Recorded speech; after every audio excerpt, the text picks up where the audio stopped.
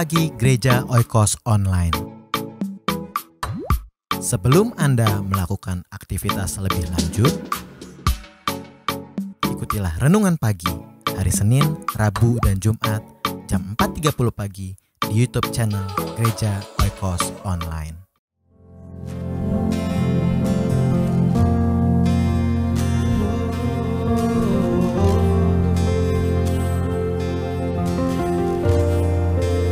Kuasa-Mu terlebih besar, Tuhanku terlebih besar. Katakan tak pernah terlambat janji-Mu ya Tuhan, menolong hidupku. Kuasa-Mu terlebih besar, Tuhanku terlebih besar. Amin. Tak pernah terlambat janji-Mu ya Tuhan, pulihkan hidupku.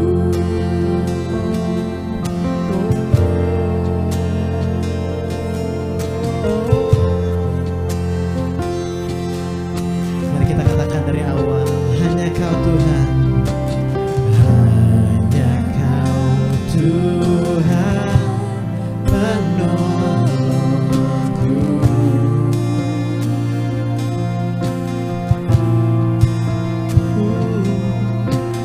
Yang selalu setia bersamaku.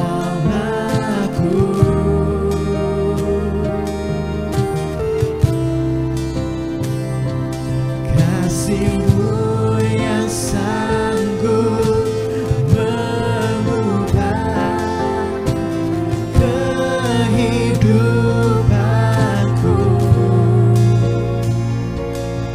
Sungguh ku berserah, sungguh ku percaya, kuasa-Mu terlebih besar. Amin.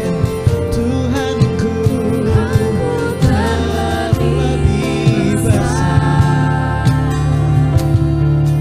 tak pernah terlambat janji-Mu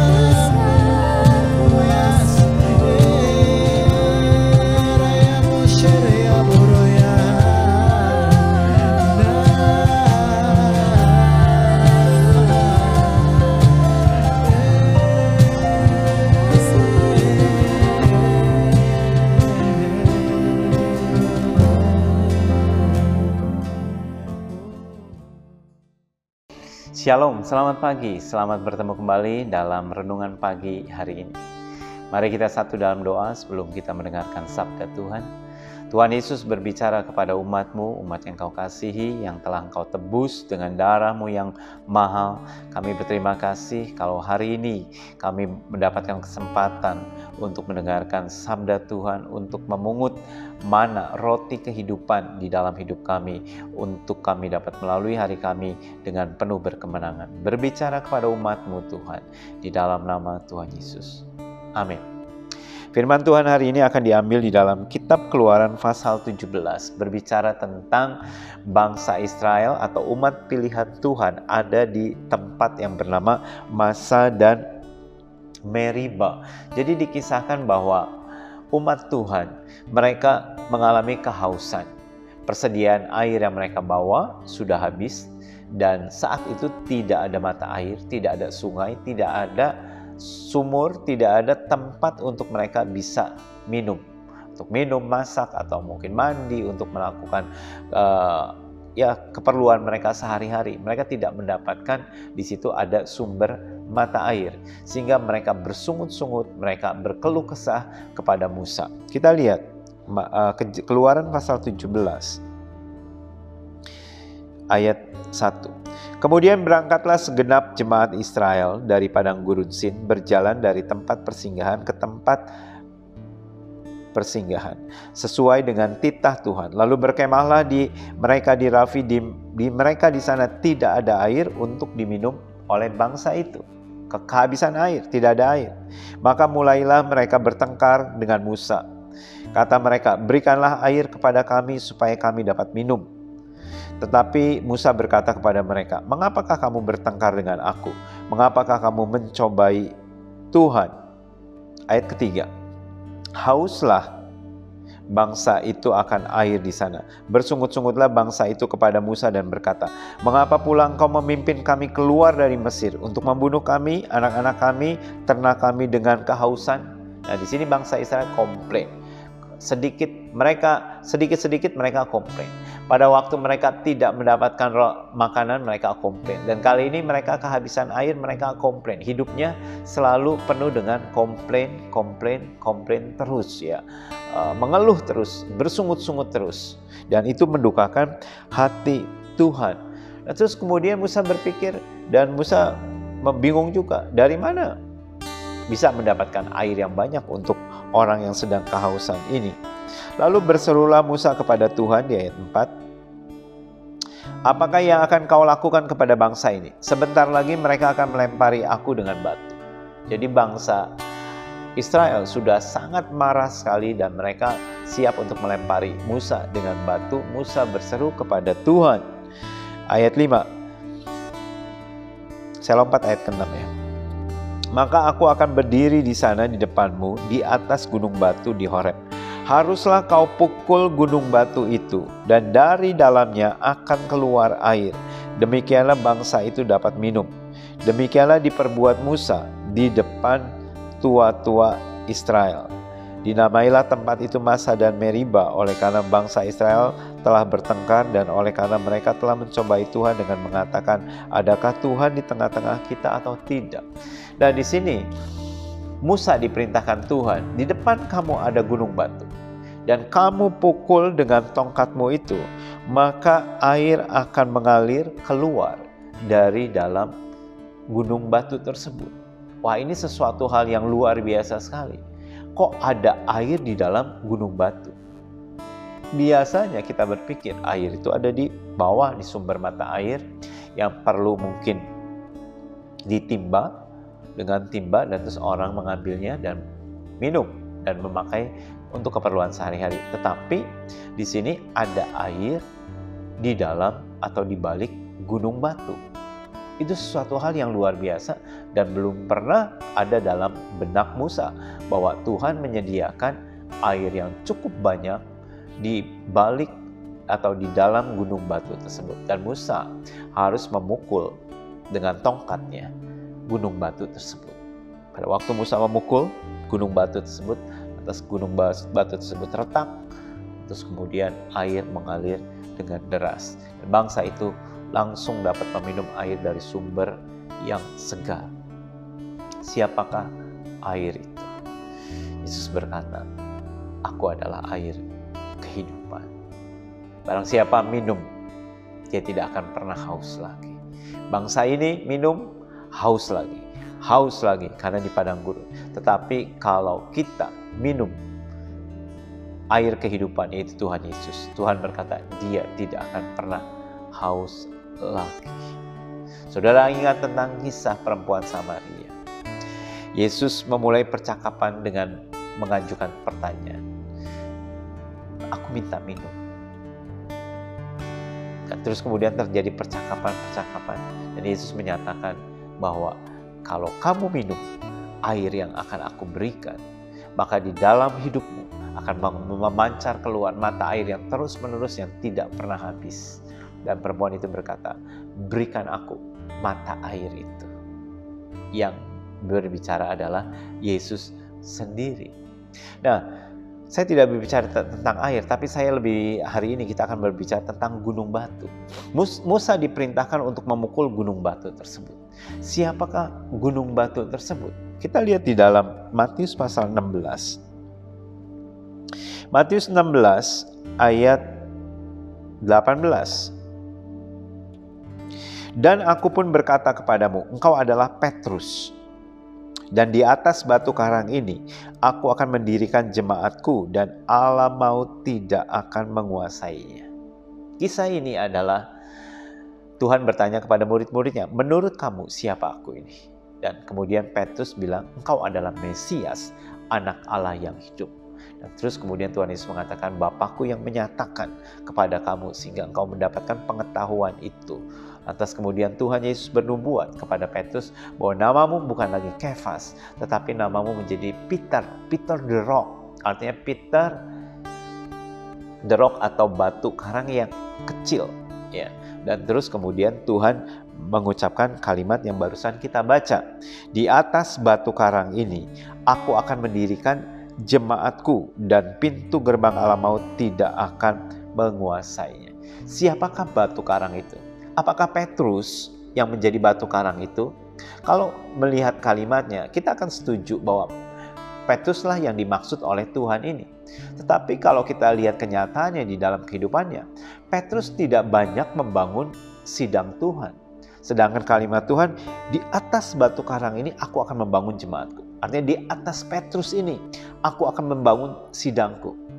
Mana kehidupan Petrus? Artinya ya di dalam Kisah Rasul ada tentang kisah Petrus, tapi kisah Petrus berhenti pada waktu dia sudah di pasal 10 dari Kisah Rasul. Selanjutnya adalah Rasul Paulus, dan lebih banyak tulisan-tulisan Rasul Paulus ketimbang Rasul Petrus. Rasul Petrus hanya menulis 2 surat saja, sedangkan Paulus menulis belasan surat-surat, dan dia banyak merintis sidang, merintis gereja-gereja. Sehingga kalau dibilang antara Petrus dan Paulus lebih banyak membangun sidang.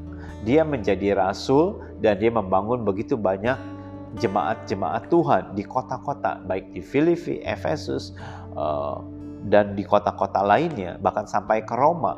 Itu Paulus yang banyak mendirikan atau merintis. Nah, bukan Petrus, ya. Tetapi di sini kalimat di sini Tuhan berkata, engkau adalah Petrus. You are the rock, you are Peter the rock, ya. Dan di atas batu karang ini, aku akan mendirikan jemaatku. Nah, di sini ada terselip sesuatu yang kalau saya pikir bukan dicocok-cocokin atau bukan dipas-pasin. Gunung batu ini atau the rock ini adalah Yesus sendiri. Petrus liter rock, batu karang yang kecil. Di atas batu karang ini, di atas pernyataan Petrus, engkau adalah Mesias, anak Allah yang hidup, aku akan mendirikan sidangku. Sidang Tuhan, jemaat Tuhan dibangun di atas pernyataan bahwa Yesus Kristus adalah anak Allah yang hidup. Gereja yang sejati adalah gereja atau jemaat yang sejati adalah jemaat yang membangun sidang Tuhan di atas pernyataan bahwa Jesus, the Son of God, the Son of the living God. Yesus adalah anak Allah yang hidup. Dan kalau kita membangun gereja Tuhan, kalau kita membangun iman kita di atas dasar batu karang yang kokoh itu, di atas dasar pernyataan bahwa Yesus adalah Mesias, anak Allah yang hidup, maka Tuhan berkata, pintu gerbang alam maut tidak akan menguasainya. Nggak mungkin gereja akan musnah atau dihancurkan. Nggak mungkin jemaat Tuhan akan di-wipe away. Nggak mungkin jemaat Tuhan itu akan hilang atau dimusnahkan. Sebab ada janji Tuhan, pintu gerbang alam maut pun tidak akan sanggup menguasainya. Dengan kata lain, mereka justru umat Tuhan ini, anak-anak Tuhan yang militan, mereka akan menerobos masuk ke pintu gerbang alam maut dan merampas atau menjarah jiwa-jiwa yang ada di neraka untuk dilepaskan, dibebaskan, memindahkan mereka dari kerajaan gelap masuk ke dalam kerajaan terang yang ajaib. Sama seperti kehidupan kita, sebelum kita mengenal Kristus, kita ada di dalam kerajaan gelap.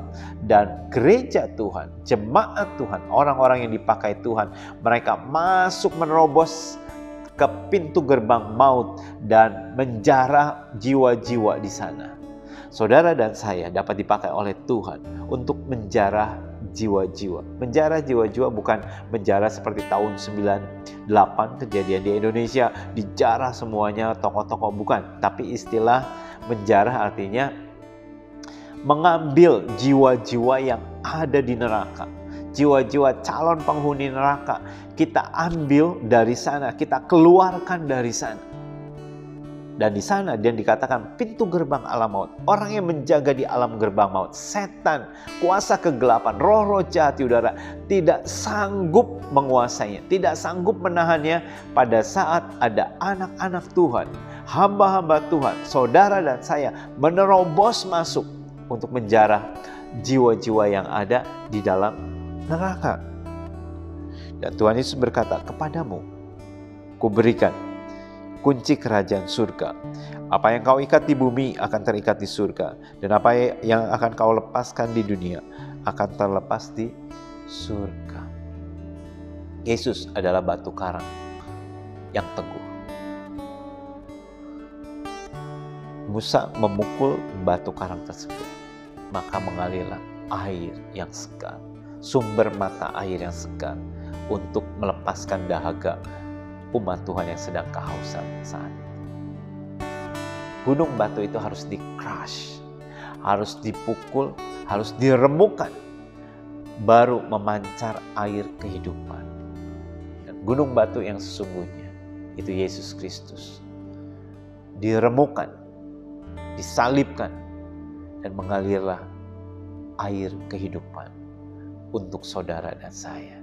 Supaya saudara dan saya tidak haus lagi. Supaya saudara dan saya tidak perlu mencari sumber yang lain untuk mengatasi dahaga jiwamu. Cukup datang kepada Yesus. Sama seperti perempuan Samaria. Berikan kepadaku air kehidupan itu. Amin. Tuhan Yesus memberkati saudara sekalian. Mari kita satu dalam doa. Tuhan Yesus, segarkan jiwa kami dengan air kehidupan yang ada di dalam diri-Mu Tuhan. Berikan kepada kami Tuhan, agar kami tidak haus lagi di dalam hidup kami. Terima kasih Tuhan. Berkati aktivitas anak-Mu Tuhan. Dan biarlah apa yang akan kami kerjakan hari ini membuahkan hasil yang maksimal. Di dalam nama Tuhan Yesus kami serahkan semua ini. Amin. Tuhan Yesus memberkati saudara sekalian. Sampai jumpa kembali.